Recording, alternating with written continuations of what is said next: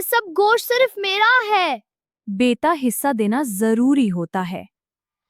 میں کسی کو نہیں دوں گا۔ گریبون کا بھی حق ہوتا ہے۔ مجھے فرق نہیں پڑتا۔ یہ غلط بات ہے زین۔ اللہ سب دیکھ رہا ہوتا ہے۔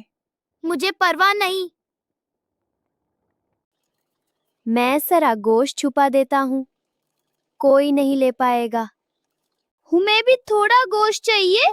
نہیں، یہ میرا ہے۔ ہم بہت بھوکے ہیں۔ مجھے نہیں دینا۔ پلیز کچھ کھانے کو دو۔ زین تم بہت غلط کر رہے ہو۔ یہ میرا فیصلہ ہے۔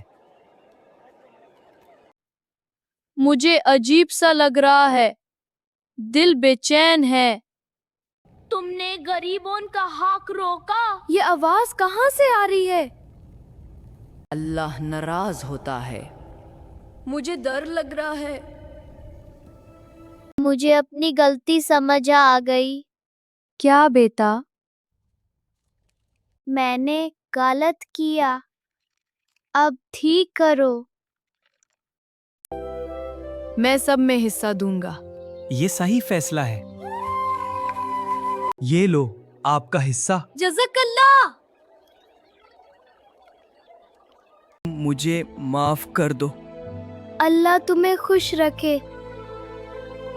اب مجھے سکون مل رہا ہے۔ یہی اصل خوشی ہے۔ اللہ تمہاری نیت دیکھتا ہے۔